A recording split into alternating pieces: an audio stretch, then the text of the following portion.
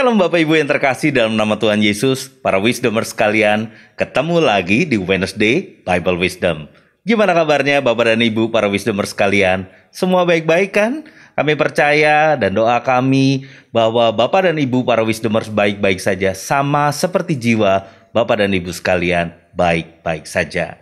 Hari ini kita akan masuk dalam pembahasan yang baru, bahasan yang pastinya seru, dan kita juga akan tetap bersama dengan narasumber kita, Pastor Aruna Wirjolkito. Tapi sebelum kita memulainya, mari kita bersatu di dalam doa. Bapa kami yang mengucap syukur Tuhan Yesus Tuhan, buat hari ini kami boleh diberikan kesempatan Tuhan, boleh belajar lagi Tuhan, melalui Wednesday Bible Wisdom Tuhan. Terima kasih Tuhan Yesus, biarlah Engkau yang ambil alih Tuhan Yesus tayangan ini Tuhan, biar menjadi kehendak Tuhan yang jadi. Kami berdoa Tuhan Yesus Tuhan, buat Pastor Aruna Wirjolkito Tuhan Yesus Tuhan, yang boleh menjadi narasumber dan semua tim yang ada Tuhan, kami berdoa, biarlah Tuhan Yesus, kemuliaan hanya buat Tuhan Yesus. Terima kasih Tuhan, buat semuanya. Di dalam nama Tuhan Yesus Kristus. Haleluya. Amin. Wisdomers, selamat menyaksikan.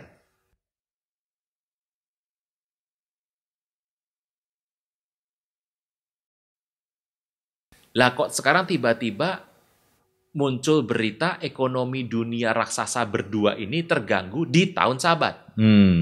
Masalahnya yang ngangkat berita ini semuanya Amerika. Iya.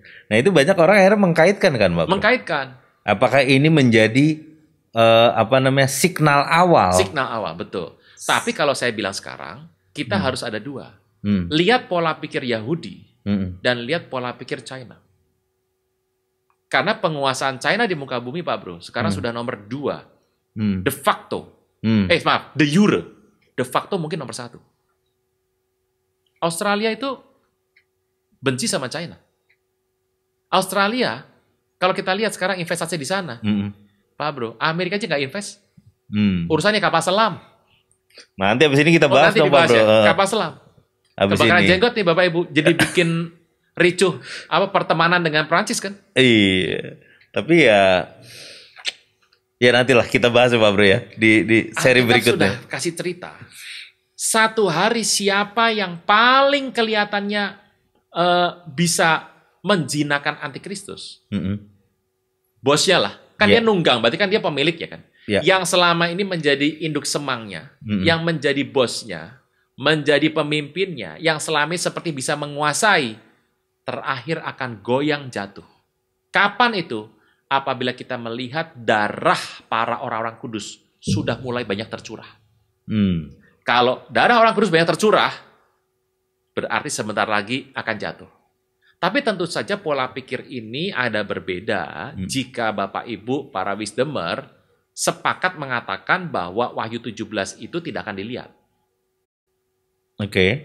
Kan beberapa yang percaya bahwa pengangkatan akan terjadi di Wahyu keempat, pasti akan mengabaikan kisah ini dong.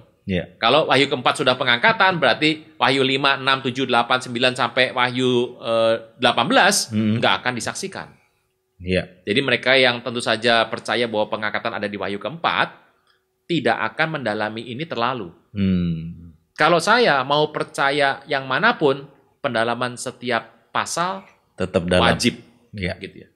Membuat kita kaya. Toh kalaupun kita nggak lihat, itu kan bonus aja. Nah, Pak Bro, kalau kita ngomong tadi sudut pandang dunia, sudut pandang rohani. Sudut pandang rohani itu kan artinya it's all about intimacy kita sama Tuhan, tuh Pak Bro. Betul. Justru itu saya mau bilang Pak Bro bahwa ke depan kita bakal bagaimana rohani kita, prediksi rohani kita, forecast rohani kita itu based on our intimacy. Keintiman hubungan sama Tuhan dan firman-Nya. Dengan Roh Kudus dan firman-Nya. Jadi jauh agak sulit saya bilang kalau itu dikaitkan dengan sebuah penanggalan notabene yang ngikutin penanggalan itu pun adalah orang Yahudi yang tidak Kristen lahir baru. Nah, saya jadi ingat Mazmur 1 Pak Bro. Ketika orang yang duduk dalam seperti pohon yang ditanam di tepi aliran air yang tidak pernah kering airnya dan berbuah pada musimnya.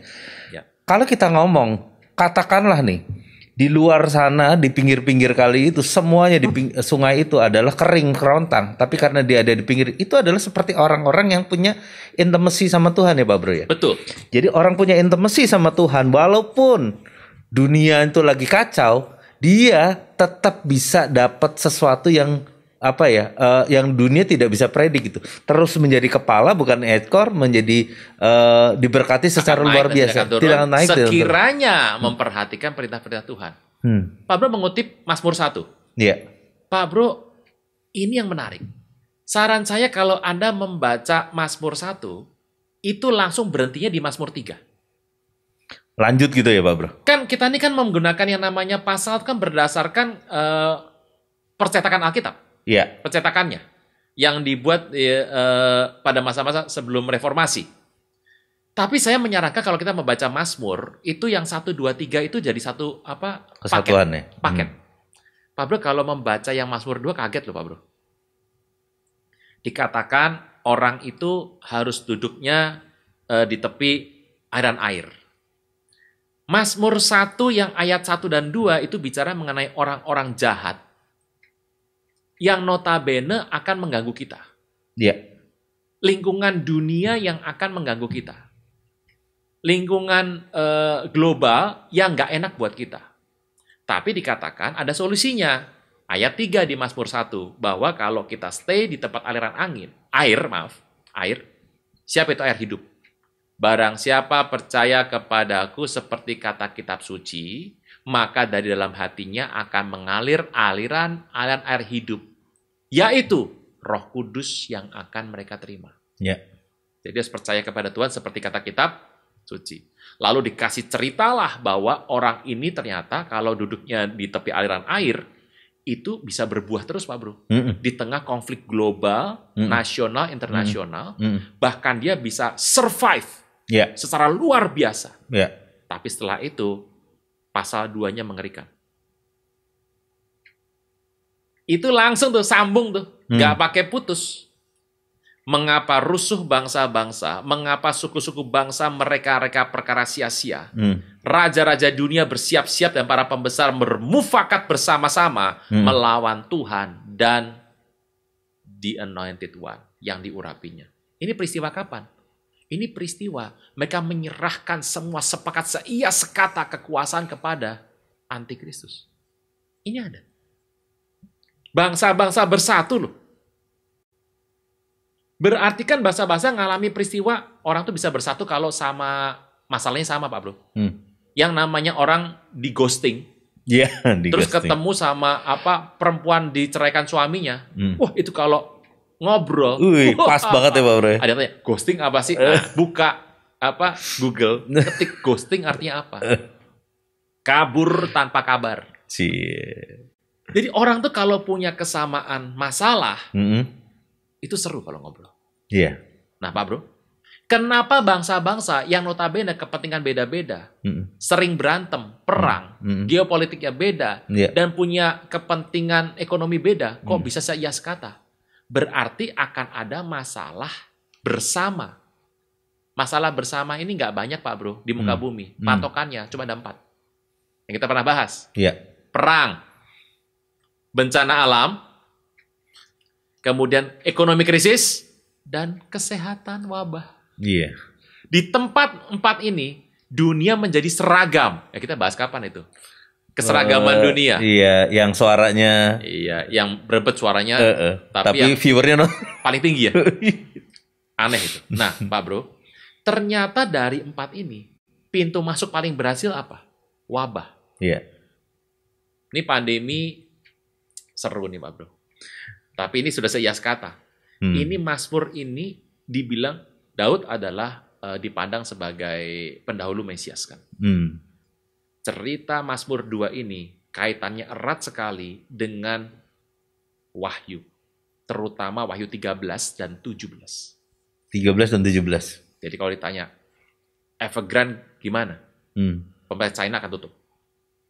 Cuma proses tutupnya nggak tiba-tiba tutup, langsung tutup kan nanti medsosnya goreng berita lain, harus sedikit dramatik. Pemerintah China punya dana jauh lebih besar untuk tutup. Ini uang parkir Pak Bro, bagi pemerintah China. Uang preman ya, Bang. Tapi yang sulit adalah mematikan isu yang sudah beredar di mana-mana. Yang bisa bikin sebuah perusahaan dan negara itu goncang, bukan kondisi ekonomi. Berita. Tapi kalau ngelihat dari China, dia bukan gaya orang yang isu dibalas dengan isu, tapi dengan sesuatu tindakan, kenyataan gitu. Saya kan tidak pernah mengganggu kedaulatan maksudnya tidak pernah mengganggu negara lain. Dia cuma mengambil haknya dia. Menurut dia ya. Menurut dia. Ya pasti ributnya juga di antara Asia aja. Laut Tiongkok Selatan ya. Itu saja. Ya Taiwan. Kita juga kena kemarin-kemarin ya. Kita sempat kena. Iya. Tapi sama Jepang kan dia nggak kutak-atik. Iya. Walaupun Jepang juga dekat sekali sama dia. Betul. Korut, itu kan tanda kutip. Kurus loh dia sekarang Pak Bro. Turun 20 kilo ya? Lah mau diikuti, ditiru. Iya, saya lagi berdoa nih Pak Bro. Ya, supaya kurus. Gak tau itu kalau udah kurus, tekanan darah tinggi turun. Lebih galak apa enggak ya? Adiknya galak, yang perempuan galak ini.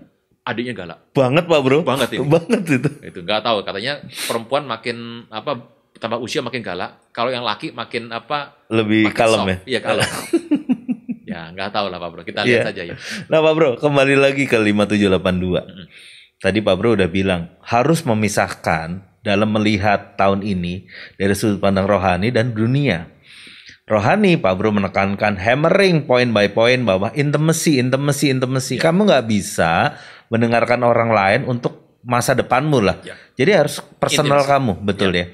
Nah, tapi kalau masalah dunia Pak Bro cerita adalah sahabat yang besar. Pak Bro boleh cerita nggak sebenarnya sahabat yang besar tuh dulu terjadinya seperti apa? Pak Bro tadi udah bilang bahwa ekonomi turun segala macem. Tapi maksud aku gini, supaya para wisdomers ketika menonton acara ini, saya harus begini, saya harus begini. Pak Bro sebetulnya ini sudah dibahas di channel sebelah, berseri dari awal bulan Oktober, bahwa bukan sahabat besar Pak Bro, sahabat. Jadi ada 7, 14, 21, 28, tahun ke-7, tahun ke-14, 21, 28, 35, 42 itu namanya sahabat. Tapi 49 itu sahabat besar. Sahabat besar. Nah, sahabat besar itu biasanya dimulai dengan situasi di mana Torah melarang orang untuk, intinya Torah itu bukan mau larang-larang ya. Punya keberpihakan sama orang miskin. Jadi kalau Pak Bro punya ladang, sudah nanamin ladang, sudah terima hasil, mbok tolong yang namanya tahun ke-7 Pak Bro, itu jangan dituai. Kalau tuai secukupnya saja, kasih orang-orang miskin tuh masuk ke ladang untuk menuai. Kesian loh 7 tahun sekali. Jadi tolong jangan dituai, kalau ngambil buah jangan sampai habis, pagernya tolong dicabut, supaya orang bisa masuk dengan gampang. Nah, hal-hal seperti itu bicara mengenai situasi sahabat. Sahabat tuh keberpihakan kepada orang miskin. Itu konsep dari awalnya tuh itu. Sahabat kenapa sih Tuhan bilang karyawan itu budakmu harus punya istirahat. Gitu. Lah kalau sahabat bosnya kerja tidur habis itu. Lah anak bosnya suruh kerja terus, tapi kan nggak boleh. Jadi konsep sahabat itu lebih kepada kemanusiaan pro life. Gitu. Dimana mesin pun harus diistirahatkan. Zaman dulu mesinnya bentuknya kaki 4. Binatang belas kasihan orang fasik tuh kejam. Itu makanya saya kalau ngeliat orang ada gebukin binatang ya, wah saya tahu ini fasik dia. Dari cara perlakuan aja kelihatan kok. Makanya Alkitab tuh membahas sampai kita memperlakukan kucing kita loh. Sama anjing kita. Dapat salam dari Pak Raden, Pak Bro. Pak Raden ya. Oke, makin gemuk aja Pak Raden. Nih kalau Wisdomer tahu yang namanya Pak Raden nih kucingnya Pak Bro Vino. Gemuknya luar biasa. Dan itu kucing nggak mau sama orang ya, tapi saya datang dia nyamperin loh Pak. Nyamperin Pak Bro. Satu-satunya ya yang mau sama tamu ya. Iya. Mau gabung WBW nggak? Oke, lanjut. Nah, yang menarik adalah kalau kita lihat keberpihakan itu. Jadi sebetulnya konsep sahabat itu bukan menjadi self-center loh, egois bukan. Itu lebih kepada untuk melihat orang lain. Nah, sahabat besar itu dirayakan luar biasa karena setelah mereka 7 kali membuat kemurahan hati, yang ke-50 setahun setelah 49 itu namanya Yobel. Tuhan akan melepaskan bukan cuma orang miskin, tapi orang-orang yang jadi bos ini dari semua masalah hidup. Makanya peristiwa-peristiwa besar di Israel, 67 tuh sahabat, itu Yobel tuh 67. 2017 tuh Yobel. Gitu. 1917 tuh Yobel. Pak Bro lihat apa yang terjadi pada tahun itu. Perang. Israel berhasil mendapatkan sebuah tanah lebih besar, mengalahkan Yordania, mengalahkan Syria, Libanon, Mesir, memperbesar wilayahnya kapan? 67. Yang 5 jenderal bernama Singa masuk itu, channel sebelah Pak Bro. Channel sebelah. 5 singa, itu masuk 67. 17 Perang Dunia Pertama, peristiwa perjanjian Balfour, itu Yobel. Jadi peristiwa besar dunia itu jatuhnya Yobel semua. Buat kita Yobel mah apa Yobel? Buat mereka tuh Yobel luar biasa. Yobel tuh ditandai dengan peristiwa-peristiwa besar di muka bumi terhadap orang Israel. Itu Yobel. Jadi kalau kita kan sekarang kelihatannya lebih kepada, saya nggak nuduh ya Pak Bro ya, supaya jangan sampai kita alami. Kita lebih self-center. Betul. Jadi kalau ada sahabat ini ekonomi goyang, Pak Pendeta saya harus invest apa? Saya harus jual apa saham? Lah kok jadi pertanyaannya pada self-center semua ya? Saya harus nolong siapa? Itu yang bagus. Itu poinnya. Berasa nggak? Pandemi ini adalah sebuah peristiwa yang ada di tahun-tahun menjelang tahun Sabat. Justru waktu pandemi kita langsung gempur gas kencang untuk kasih bantuan kepada orang-orang susah. Nggak usah nyari Pak Bro zaman sekarang. Depan mata banyak kok. Iya. Saya juga susah Pak Bro. Gitu. Mau nyari makannya berat. Gitu. Tapi kita melihat bahwa sudah bergeser ya. Nilainya bergeser. Jadi sebetulnya trader itu bisa melihat peristiwa-peristiwa ini. Nah kalau sudah spiritualnya dilakukan, kita dapat yang jasmani. Tapi hari ini sudah beda Pak Bro. Cuma saya menghormati lah, hamba-hamba Tuhan memang banyak yang menggali. Terima kasih bahwa penggalian itu bagaimanapun tetap memberikan sebuah manfaat bagi kerohanian kita. Betul. Selama hati kita intim dan tidak egois. Ini saya jadi ingat Boas waktu dia bilang jangan semua dihabisin, sisain, itu ada root kan di belakangnya Pak Bro. Ini kan saya pakai sebenarnya khotbah itu untuk mencari mantu. Cari mantu, cari mertua, cari pasangan, cari bos, cari pokoknya SDM lah. Pak Bro kan di kantor ada bagian HRD. Iya. Di hidup juga nanti pasti ketemu HRD dong. Anak mau nikah kan cari besan hati-hati loh Pak Bro. Gitu. Kan biasanya kalau orang nikah yang bikin susah nanti anaknya masuk ke rumah kita sekampung dibawa. Ya, masuk terus ribut di berita nasional kan gitu. Pak Bro, cari yang kayak Boas. Dari namanya aja Boas. Bukan Boas, itu Boas. Boas. Tangkas dan rajin. Nah, itu cari yang begitu, Pak Bro. Gitu. Tangkas dan rajin. Gitu.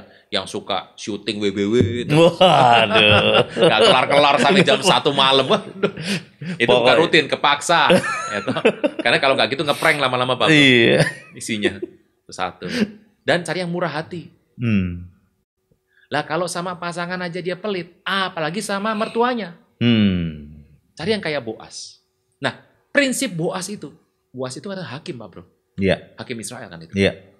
Jadi yang Tuhan angkat tuh tipe-tipe orang yang memang dia mewarisi pola pikir Tuhan. Allah itu kasih.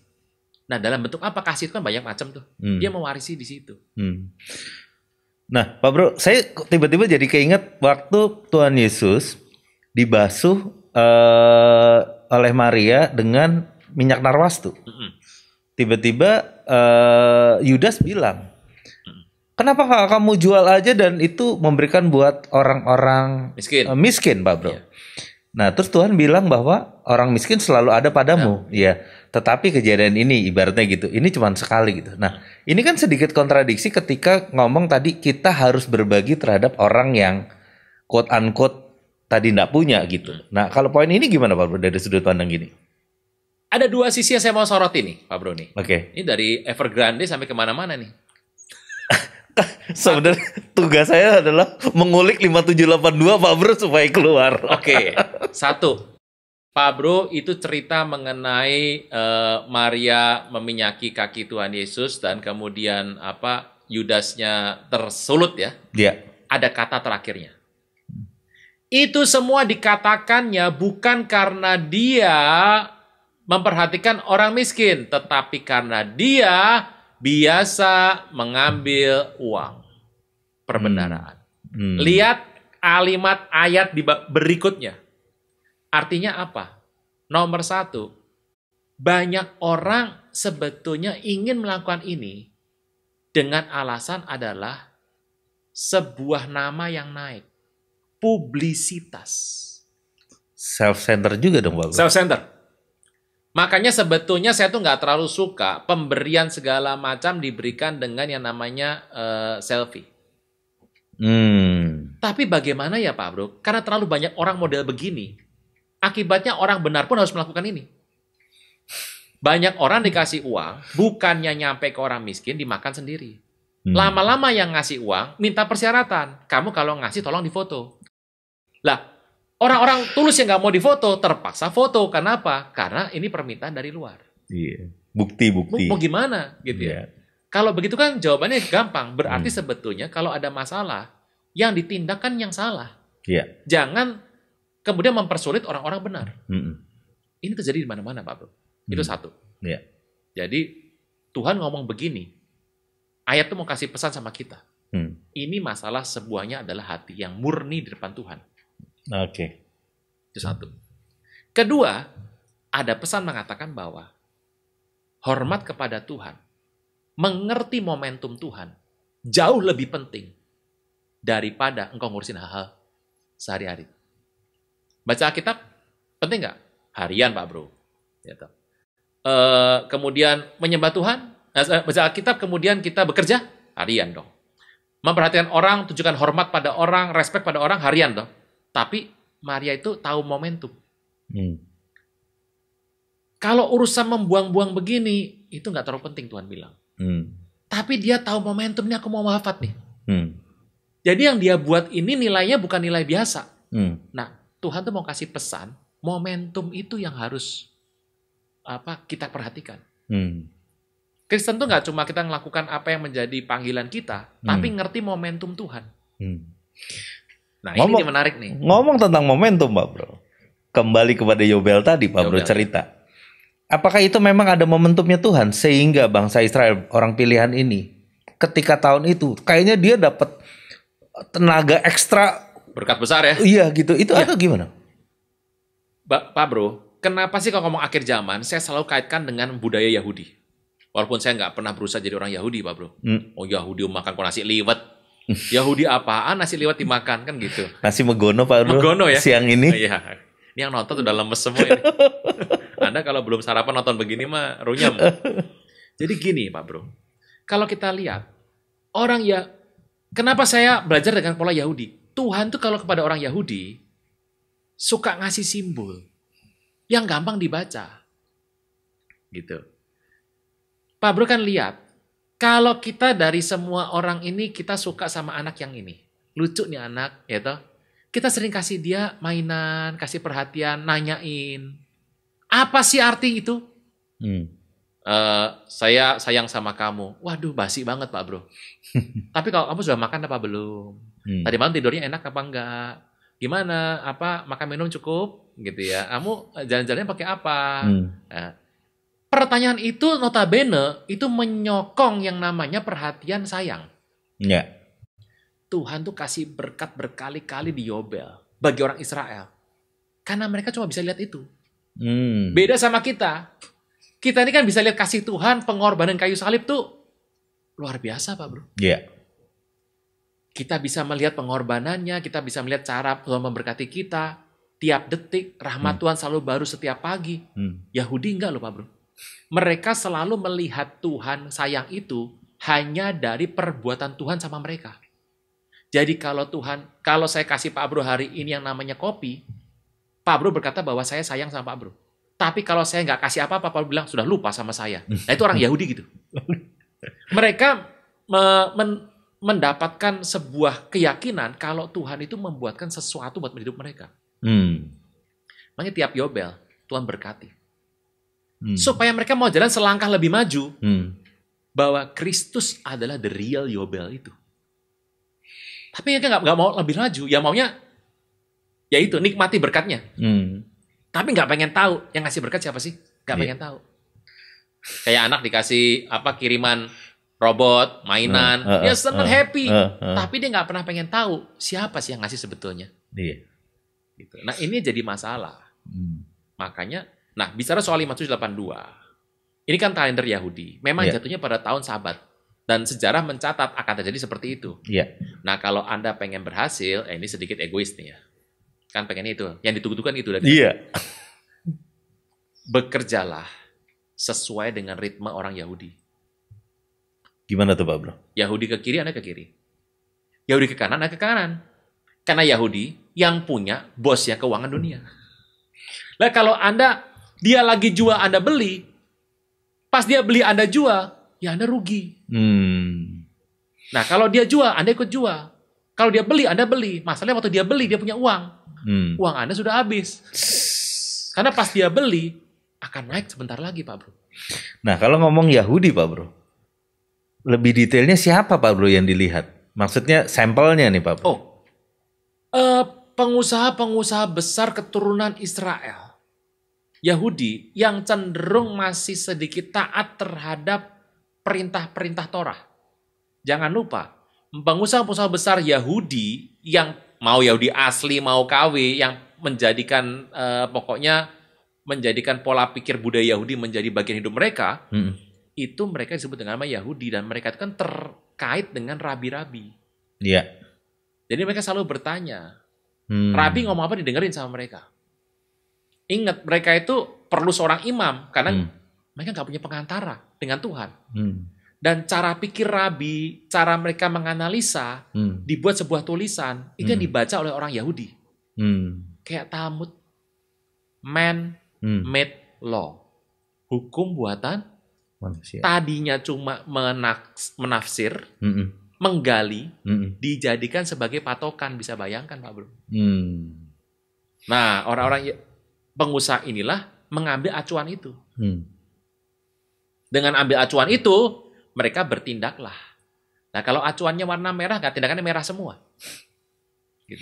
Lah kalau Yahudi ada 1000, bacanya merah semua, lah 1000 merah semua tuh. Nah kita kalau mau berhasil, ya jangan bikin warna lain. Ungu boleh, oranye boleh, pink boleh, jangan hitam atau biru, nabrak. Tapi ini kan kalau dunia masih dikuasai oleh mereka. Sekarang ekonomi dunia sudah harus dibagi dua Pak Bro. Eropa masih sama-sama Amerika lah, satu kawasan lah. China sekarang menguasai. Kayak orang di Australia, mau pakai cara apa? China. Gitu ya, lagi menguasai dan dua ini diprediksi akan terus bersaing. Alkitab sudah catat. Maka terbukalah jalan bagi raja-raja timur untuk berperang. Dan raja itu semuanya dikuasai roh katak. Wah, ingat kode-kode yang mentega ya. Roh katak, roh najis. Nah, kita kalau mikir roh najis kaitannya sama yang sexuality. Tapi ini, najis artinya apa sih? Melawan Tuhan dan yang diurapinya. China jelas-jelas tidak menerima ketuhanan. Agama yang dibabat bukan cuma agama Kristen Pak Bro di sana. Semua dibabat habis. Bukan dibabat ya, dikendalikan dalam tingkat tidak bisa berkembang. Betul. Controllable. Dalam kontrol mereka, Dan aku bilang, enggak, banyak gereja sana. Iya, namanya gereja atas tanah itu. Controllable, mereka kendalikan. Orang nyebut gereja pemerintah juga ada. Gereja pemerintah. Yang satu, nggak boleh bahas Roh Kudus sama sekali. Dan ingat, kalau Bro mau ke sana, mau khotbah, saya kenalkan, catatan khotbahnya bawa sini dulu Pak Bro. Dicek dulu. QC dulu. QC dulu. Satu, nggak boleh bahas mengenai Roh Kudus. Tuhan Yesus boleh. Kan nggak ada gereja nggak bahas Tuhan Yesus ya. Roh Kudus nggak boleh. Kedua, materi yang disampaikan harus sesuai dengan keinginan dari pemerintah. Tidak boleh menjelekkan pemerintah. Tidak boleh melawan kebijakan pemerintah. Gitu ya. Itu harus ada. Jadi ingat kalau gereja bawah tanah digerebek langsung happy birthday. Oh iya, yang ngajar orang Indonesia. Baik kalau urusan ngeles segala macam kita jagonya Pak. Kayak bajai Pak Bro. Kayak bajai. Yang belok yang tahu cuma Tuhan sama dia. Setannya nggak tahu Pak Bro. Pak Bro, kenapa banyak orang bertanya, apalagi sekarang, karena sekarang kan lagi masa pandemi Pak Bro. Ekonomi teman-teman segala macam tuh juga banyak dapat pressure. Walaupun juga kemarin kesaksian di Komsel kami juga tiba-tiba penjualannya melebihi 2 tahun sebelum ini gitu. Bisa sampai 900 juta yang biasanya dia cuma berapa gitu. Nah, boleh nggak Pak Bro dikasih contoh konkret Pak Bro? Misalnya, apa sih yang harus kita lakukan nih? Kan gini Pak Bro, tekanan ini yang tadi dibentuk tadi Pak Bro, kadang sampai orang tuh udah nggak bisa berpikir nalar dengan baik gitu Pak Bro. Sebetulnya Pak Bro, kalau kita melihat orang tuh mapan. Manusia tuh cara bagaimana yang paling gampang untuk melawan Tuhan. Yang kita buat tiap hari dalam hidup kita. Kita punya pola.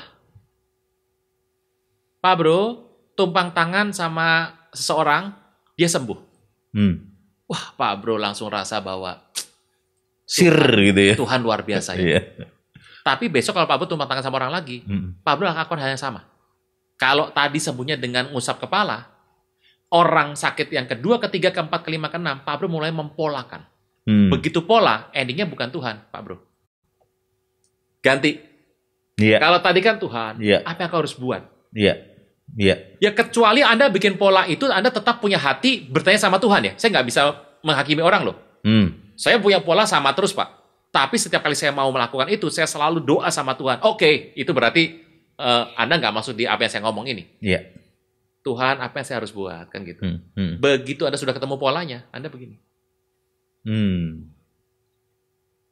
Orang tuh bisnis. Begitu untung, dia lupa yang namanya ketidakpastian adalah sebuah kepastian. Ketidakpastian adalah kepastian. Ketidakpastian itu sebuah kepastian. Pasti terjadi. Jadi uncertainty itu pasti terjadi. Perubahan itu adalah sebuah kepastian. Iya dong. Jadi ketidakpastian kan, artinya gini.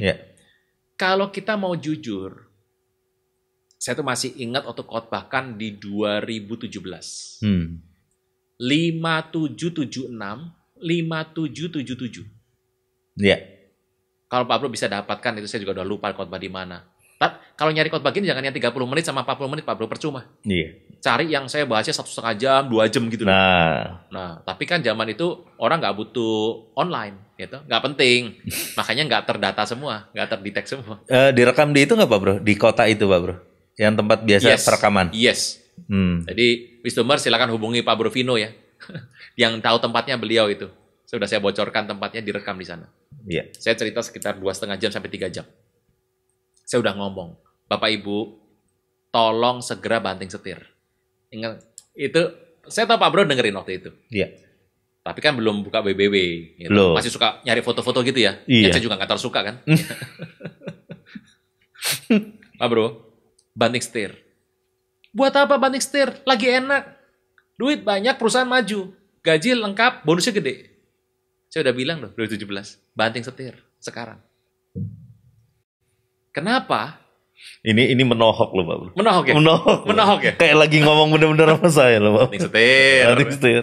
Karena waktu saya melihat 2017 itu, saya nggak pernah cari spiritual dari tahun-tahun itu. Kalaupun ada yang saya sampaikan spiritual, mohon maaf sekali, itu permintaan orang-orang tertentu yang memang ingin mendapat guidance lebih. Saya tuh nggak pernah pengen untuk jadi seorang guide. Alkitab itu guide, Roh Kudus itu guide kita. Tapi ya gimana kan, namanya juga hamba Tuhan harus bicara Pak Bro ya. Waktu saya bicara itu, saya menemukan ada satu hal yang unik. Tiba-tiba waktu menggali ini, itu kan Yobel Pak Bro. Tapi habis itu kok chaos ya? Tapi chaos itu tertata. Loh, chaos kok tertata tuh gimana? Jadi gini, ini chaos, tapi dengan cepat waktu chaos itu justru waktu didekati, bukan chaos Pak Bro. Lagi sebuah penataan. Jadi misalnya ini pindah ke sana, chaos kan? Tapi itu bukan sebuah hancur, tapi tertata ulang. Oke Pak Bro. Jadi kalau tadinya 5, 7, 9, 1, 2, 3. Nah diulang. Dilempar sehingga menjadi 1, 2, 3. Ditata ulang. waktu saya melihat ini, waduh puji Tuhan nih. Berarti ke depan ini kan perubahan yang baik kan ya Pak Bro ya? Iya. Tapi saya merasa bahwa ini nih, habis ini nggak semua orang akan kuat. Kenapa akan kuat? Nggak akan kuat. Karena perubahan ini mengubah pola pikir kemapanan. Nah, saya berkali ngomong tuh. Termasuk di beberapa khotbah saya cuma ambil endingnya aja. Kan saya tanya jawab tuh kalau di dalam khotbah. Saya bilang, banding setir. Kan nggak mungkin Pak Bro, saya ada di mimbar dan berkata, Bapak Ibu, berhenti ganti usaha. Kan heboh dong. Makanya ngomong itu dipikir seperti, tapi orang lagi enak Pak Bro, bayangkan ya. Iya. Untung lagi gede. Banding setir kepikir apa sih? Apa semua orang kena? Tidak. Tapi Tuhan tuh kasih sebuah signal. Kalau engkau untung, sinarnya terang nih, tapi biar tapi terang loh. Iya. Beda sama sinar yang redup tapi konstan. Gitu. Apakah kalau dari 8 lampu ini kemudian mati satu, berebut satu akan mengganggu kita? Ya tidak. Oh semuanya terang kok. Iya. Tapi kalau kita perhatikan pelan, ini ada yang berebet. Banting setir Pak Bro. Tapi waktu saya dekati lagi, wah puji Tuhan nih, tertata lagi. Pas saya lihat lebih jauh Pak Bro, buka firman Tuhan, biasa bahasa asli. Saya kaget, yang ditata bukan yang godly. Bukan. Oh iya? Bukan yang godly. Wow. Yang ini, Mazmur yang 2. Tadi Pak Bro bisa ngomong Mazmur 1, saya baru ingat Mazmur 2 itu. Ternyata ada sebuah susunan yang sedang dibuat yang akan segera mencepit kita. Ini yang saya kaget. Oh. Tapi waktu saya membaca firman Tuhan, apalagi Mazmur 91, saya tetap happy dan tenang. Karena gini, kalau memang belum saatnya selesai, kita nggak akan selesai dulu. Artinya saya yakin sekali bahwa Tuhan tuh punya konsep penyelamatan bagi kita. Jadi harus takut apa? Nah waktu saya membaca itu kemudian 2017 sudah hampir selesai, 18 masuk Pak Bro, kan itu masih nikmat-nikmat tuh. Iya. Ekonomi tekanan lebih banyak tuh. Iya. Dimulainya pertarungan Amerika sama China. Setelah saya baca, tiba-tiba saya sampai pada sebuah situasi waktu saya melihat kegerakan ini. Wah, ini lagi persiapan sesuatu nih. Tapi Tuhan pasti akan lebih berkuasa daripada mereka dong. Yeah. Saya membaca amanat agung. Ketahuilah bahwa aku akan sertai engkau senantiasa sampai kepada akhir zaman. Wah, ini menenteramkan sekali Pak Bro. Tapi ingat depannya apa? Harus terlibat dalam pemuritan. Tapi cara bagaimana nggak ada yang tahu Pak Bro. Oh saya menikmati juga yang namanya gereja bertumbuh secara luar biasa. Pak Bro, saya meninggalkan banyak pekerjaan sekuler saya dan kemudian terjun di lapangan hampir setahun muter-muter. Karena gereja bertumbuh, PD bertumbuh. Pak Bro kalau tahu di Surabaya jumlah PD ada 700 Pak Bro. Wah, itu yang terdata itu. Bisa sama semua orang itu. Bocoran, nyaingin jumlah pangkalan militer Amerika dong. Wah, kalah. Lebih banyak pangkalan militer Amerika, Pak Bro. Tapi jangan bahas. Nanti next yang kita bahas. 700 baru PD, belum gereja loh. Nah, kalau digabung lebih banyak daripada pangkalan militer. Iya. Betul. Waktu saya ngerti begini, wah ini amanat agung akan jadi sebuah topik yang akan diangkat lagi nih.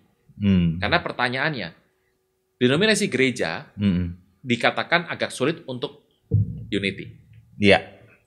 In spirit oke lah, tapi kalau in jasmani kita tahu lah situasi. Tapi ada satu yang menyatukan semua denominasi ini, yaitu adalah amanat agung. Tapi gini Pak Bro, amanat agung tuh nggak ada di Alkitab. Itu kan terminnya bukan termin Alkitab. Oke lah, mau amanat A, B, C, X, kasih nama apapun. Mau dibilang sebagai perintah suci kek, mau namanya apapun, pokoknya adalah Matius 28 19-20.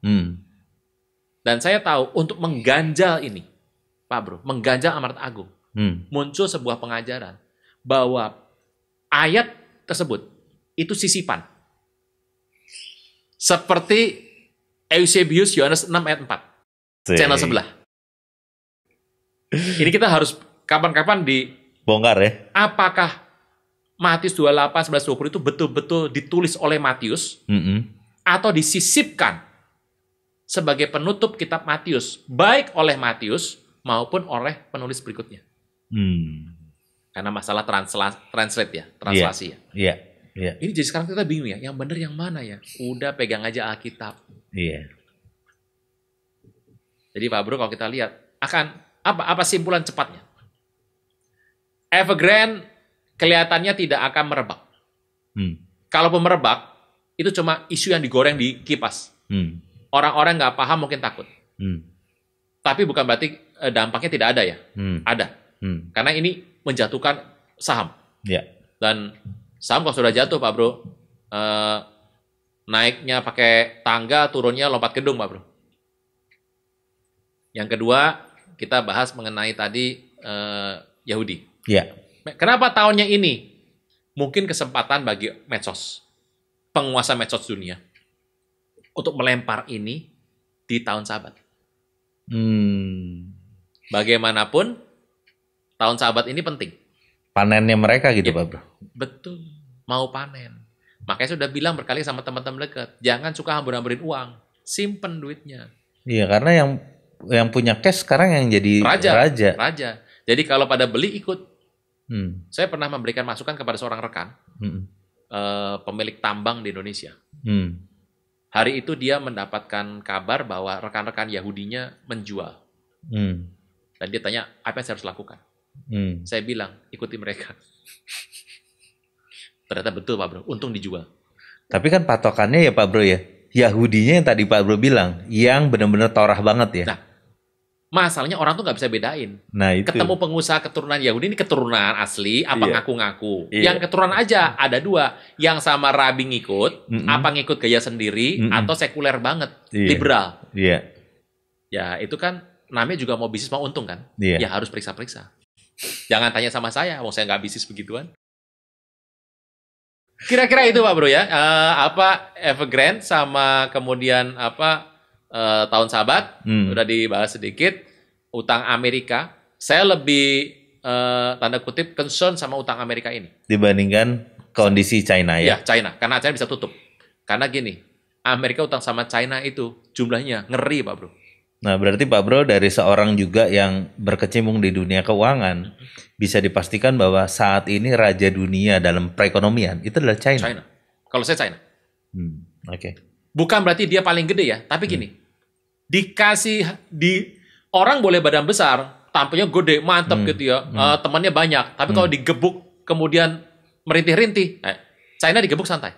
Kan dia punya tai chi Pak Bro. Ya itu mungkin. Tenaganya dikembalikan lagi. Yang itu, yang Patwa. Yin Yang. Nanti dibahas lagi. Itu ada rahasianya. Ada rahasianya di Alkitab. Tahan Pak. Tahan ya. Okay. Nanti next. Habis kita makan nasi megono, kita bahas. Megana begini. Oke. Ya udah beres ya. Jadi Amerika kasih perhatian. Situasinya dampak sosial medsos itu yang bisa merontokkan yang namanya pasar. Itu yang harus diwaspadai. Nah Pak Bro. Tapi overall sih saya pikir anak Tuhan kan disertai Tuhan. Asal amanat agung. Nah amanat agung, sedikit aja bertanya, keluar dari konteks. Itu dan atau Pak Bro? Setiap tindakan itu. Yang akhirnya Tuhan bilang, akhirnya Tuhan akan menyertai sampai dengan akhir zaman. Saya jelas bilang atau. Karena begini, pergilah. Memuridkan, bicara soal Tuhan Yesus, membaptis, mengajar. Kalau Pak Bro mau semuanya, saya mau tanya, Tuhan kasih talenta nggak? Enggak dong. Kan talenta tiap orang beda-beda dikatakan. Betul. Ya, bikin kata dan ya. Kita buat semua dalam jumlah yang sangat minimum requirement. Semua orang harus dong bicara soal Tuhan Yesus dong. Semua orang harus mengajar dong. Tapi kan nggak sampai level tertentu. Jadi sebenarnya ini dan juga atau gitu loh. Artinya begini. Dari 4 hal itu ada yang benar-benar apa semua orang baptis? Kalaupun Anda bisa baptis, orang percaya nggak sama Anda? Itu. Saya buka baptisan hari ini. Silakan yang mau jadi masuk baptis. Ya orang mikir dulu. Zaman sekarang orang milih-milih kan kalau mau baptis ya. Iya. Kalau saya pikir baptis kok milih-milih. Keselamatan sama baptis itu jangan milih-milih. Requestnya sama Pak Bro semua. Enggak, saya enggak mau. Tapi besok saya bikin topengnya Pak Bro. Bikin ini, kalau nikah, nah pernikahan Anda pilih-pilih itu. Nah iya. Jadi, itu buat saya atau. Tapi bukan berarti kalau gitu Anda meniadakan salah satunya ya. Atau dalam arti Anda harus fokus kepada apa yang Tuhan lakukan. Saya ini kan... saya nggak pernah bilang saya pengajar, tapi Tuhan panggil saya untuk mengajar. Anda mau sebut saya apa terserah, tapi Tuhan suruh saya ngajar. Sampai di mana ya Tuhan suruh saya lakuin aja. Jadi saya lebih fokus untuk ngangkat yang itunya, yang seri keempatnya, yang ajarlah mereka. Gitu. Ya saya bisanya itu ya SCG dibuat karena dasar itu, Pak Bro. Jadi, nanti kita ngobrol baik di SCG saja, gitu. Jadi pesan terakhirnya adalah kita harus merubah haluan ya. Pesan terakhir. Oh iya. Seri ini ya. Seri ini.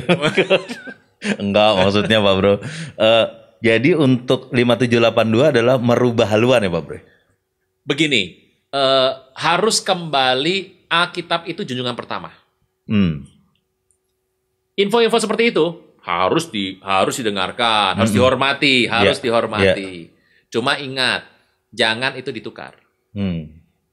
Kecuali tiap hari Pak Bro bertanya, Tuhan, hari ini Tuhan mau bikin apa? Bahas itu boleh. Tapi kalau bahas ini seru, tapi tiap pagi nggak pernah tanya, Tuhan mau bikin apa? Betul. Itu kan jadi aneh. Tapi kita harus menghormati Pak Bro. Dan ini saya juga tahu berapa khotbah soal begini jadi berkat. Dan hamba Batu yang bicara bukan asal ngomong kosong. Mereka mencari sumber-sumber yang bagus gitu. Cuma saya harus menempatkan kembali porsinya itu di large, medium, atau small. Ya. Jadi bukan berarti kalau kemudian informasi banyak kita taruh di tempat yang large padahal levelnya small. Kita ada 3, Pak Bro. Keselamatan dan baptis ada di sini. Yesus Tuhan tuh di sini. Akhir zaman di sini loh, Pak Bro. Di bawah. Iya. Jadi saya bisa akhir zaman, bukan berarti saya akan menjadikan akhir zaman lebih penting daripada keselamatan. Betul.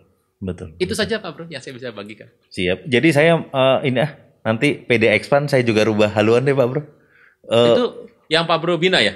Iya. Jadi ya udah pokoknya harus melakukan amanat agung lebih serius lagi. Saya nggak ikut ya? Saya nggak ikut ya? Iya. Pak Bro ya? Iya. Nanti mohon dukungan doanya aja Pak Bro. Oh pasti. Oke Pak Bro. Nah sebelum ini terakhir, saya minta tolong Pak Bro bisa doakan buat teman-teman para Wisdomers buat 5782 ini Pak Bro. Sehingga mereka semakin kuat lagi di dalam Tuhan, tidak terombang-ambing oleh isu yang ada, dan yang pasti mereka melakukan amanat agung Tuhan Yesus. Silakan Pak Bro. Kita berdoa. Bapa di sorga, dalam nama Tuhan Yesus, terima kasih buat hari ini, buat para Wisdomers yang terus mengikuti podcast, ngobrol, firman Tuhan. Kami percaya Tuhan bicara dengan banyak hal dalam kehidupan kami. Berkati berlimpah-limpah umat-Mu yang menonton acara ini juga siaran tundanya. Berkati berlimpah-limpah supaya kami mengerti. Amanat agung harus kami selesaikan. Karena kami tahu kondisi dunia akan terus bergoncang, tapi Tuhan sertai kami senantiasa sampai pada akhir zaman. Biarlah menjadi kuat senantiasa, menjadi kokoh dalam Tuhan, keintiman dengan Tuhan yang semakin ditambahkan, juga mengenal firman yang lebih dalam lagi ada dalam kehidupan para Wisdomers sekalian. Dan biarlah pembelaan Tuhan kuat dalam kehidupan kita semua. Terima kasih Tuhan Yesus, segala pujian, hormat, kuasa hanya bagi nama-Mu. Di dalam nama Tuhan Yesus yang percaya boleh berkata, amin. Amin. Terima kasih Pak Bro. Thank you, Pak buat Bro. Pembahasan yang luar biasa. Cerah kita kayaknya nih. Amin. Seperti warna backgroundnya Pak Bro. Cerah. Ungu. Kita lanjut lagi nanti di next berikutnya Pak Bro. Para Wisdomers, terima kasih buat waktunya menonton acara Wednesday Bible Wisdom. Banyak hal yang bisa kita dapat dari sini. Yang terpenting adalah kita tetap harus melekat kepada Tuhan. Sampai bertemu di tayangan-tayangan berikutnya. Tuhan Yesus memberkati.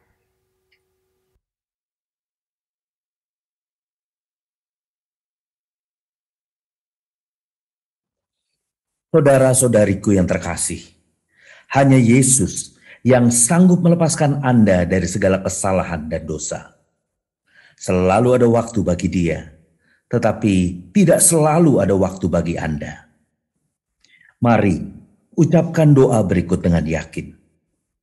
Tuhan Yesus, ampuni segala kesalahanku dan segala dosaku. Saat ini, dengan sadar dan rela, Aku mengundang Engkau sebagai Tuhan, Raja, dan Juru Selamat hidupku. Terima kasih Tuhan Yesus untuk namaku telah dicatat di dalam kitab kehidupan. Amin. Terima kasih Anda telah mengikuti Wednesday Bible Wisdom pada hari ini. Kami mengajak Anda untuk berdoa, menyembah Tuhan, dan mendengar pesan firman Tuhan dalam acara Kul Menyembah via Zoom setiap hari Senin sampai Sabtu pukul 5 pagi. Berikut adalah informasi meeting ID dan passcode Zoom. Ibadah minggu tetap dapat Anda ikuti secara online melalui YouTube channel GBI Kebon Sirih. Untuk ibadah online minggu ini, pada hari Minggu tanggal 17 Oktober 2021, ibadah akan dimulai pukul 6 pagi. Pesan firman Tuhan akan disampaikan oleh Pendeta Dr. Insinyur Niko Nyoto Raharjo. Ibadah disertai dengan perjamuan kudus. Ibadah dapat dilihat setiap saat setelah waktu penayangan. Kami kembali mengajak Anda mengikuti GBI Kebon Sirih Wednesday Bible Wisdom pada hari Rabu tanggal 20 Oktober 2021 pukul 6 pagi dengan tema CERN Rasa Indonesia bersama Aruna Wiryolukito dan host Rino Pramudito. Acara ini dapat dilihat setiap saat setelah waktu penayangan. Persembahan umum, syukur, dan persepuluhan dapat Anda berikan melalui QR Code berikut ini. Scan QR Code yang tertera di layar, dan langkah selanjutnya dapat mengikuti proses yang tertera di aplikasi e-payment Anda. Persembahan melalui QR Code tidak dipungut biaya apapun. Persembahan umum, persepuluhan, diakonia dapat Anda transfer ke nomor rekening berikut ini.